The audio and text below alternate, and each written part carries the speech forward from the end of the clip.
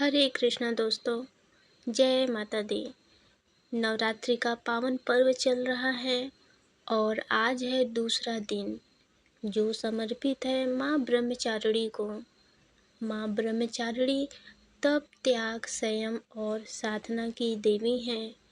इनकी कृपा से मनुष्य को आत्मबल, धैर्य और सफलता प्राप्त होती है। आज की यह कथा केवल एक कहानी नहीं है, यह जीवन को बदल देने वाली सीख है। अगर आप जीवन में संघर्ष कर रहे हैं, अगर आपको अपने लक्ष्य तक पहुंचना मुश्किल लग रहा है, तो यह कथा आपके लिए है। तो आइए पूरी श्रद्धा और भक्ति के साथ माँ ब्रह्मचारिणी की पावन कथा प्रारंभ करते हैं। माँ ब्रह्मचारिणी का स्वरूप अत्यंत शांत, सरल और तेजस्वी है। इनके दाहिने हाथ में जपमाला, बाएं हाथ में कमंडल होता है। ये नंगे पैर चलती हैं, जो तपस्या का प्रतीक है। ब्रह्मचारिणी शब्द का अर्थ है तप का पालन करने वाली, संयम का जीवन जीने वाली। इनका रूप हमें सिखाता है कि सफलता पाने के लिए आराम नहीं, बल्कि त्याग करना पड़ता है। बड़े लक्ष्य पाने के लिए धैर्य जरूरी है। प्राचीन समय की बात है, पार्वती ने पर्वतराज हिमालय और माता मैना के घर जन्म लिया।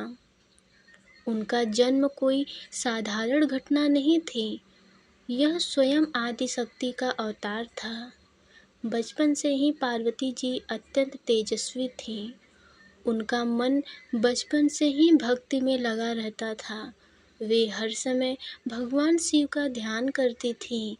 एक दिन देवर्षि नारद उनके घर आए।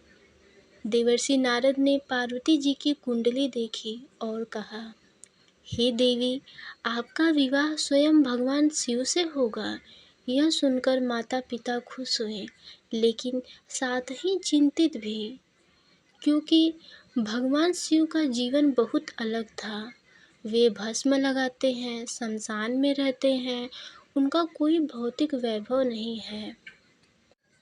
लेकिन पार्वती जी ने दृढ़ निश्चय कर लिया, मैं केवल शिव जी से ही विवाह करूंगी। अब शुरू होती है सबसे महत्वपूर्ण और भावात्मक भाग। पार्वती जी जंगल में चली गईं और कठोर तपस्या शुरू कर दी। पहले कई वर्ष तक उन्होंने केवल फल खाए, फिर केवल सूखे पत्तों पर निर्भर रहीं और अंत में उन्होंने अन्न और जल दोनों त्याग दिया। इस कठिन तपस्या के कारण उन्हें अपर्णा कहा जाता है।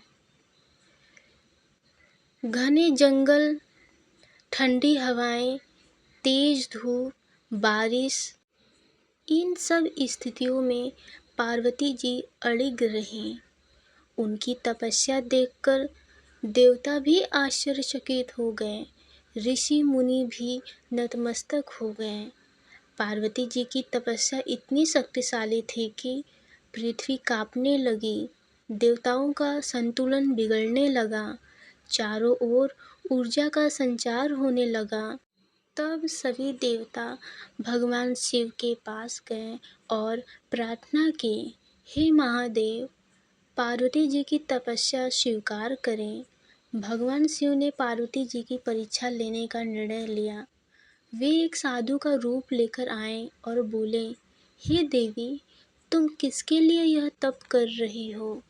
पार्वती जी ने उत्तर दिया, मैं भगवान शिव को पति रूप में प्राप्त करना चाहती हूँ। साधु यानी शिव जी बोले, शिव तो भूतों के स्वामी हैं, उनका कोई घर नहीं है, वे अजीब वेशभूषा में रहते हैं, तुम उनसे विवाह क्यों करना चाहती हो? यह सुनकर पार्वती जी क्रोधित हो गईं।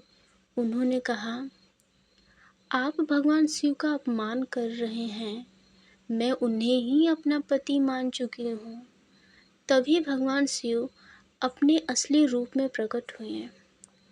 भगवान शिव बोले, हे देवी, आपकी भक्ति तप और समर्पण ने मुझे प्रसन्न कर दिया है। मैं आपको अपनी अर्धांगिनी के रूप में स्वीकार करता हूँ। इसके बाद देवताओं की उपस्थिति में पूरे ब्रह्मांड में उस उत्सव मनाया गया और शिव पार्वती का विवाह संपन्न हुआ। माँ ब्रह्मचारिणी हमें सिखाती हैं, कठिनाइयों से डरना नहीं चाहिए, अपने लक्ष्य के लिए संघर्ष करना चाहिए। सच्ची भक्ति से सब संभव है। नवरात्रि के दूसरे दिन माँ ब्रह्मचारिणी की पूजा की जाती है। शक्कर और फल अर्पित किए जाते हैं। इससे आत्मबल बढ़ता है, मानसिक शांति मिलती है, जीवन की बाधाएं दूर होती हैं। तो दोस्तों, यह थी माँ ब्रह्मचारिणी की दिव्य कथा। अगर आपको यह कथा पसंद आई हो तो वीडियो को लाइक करें, चैनल को सब्सक्राइब करें और कमेंट में जय माता दी ज़रूर लिखें। माँ ब्रह्मचारिणी आपकी सभी मनोकामनाएं पूर्ण करें। जय माता दी।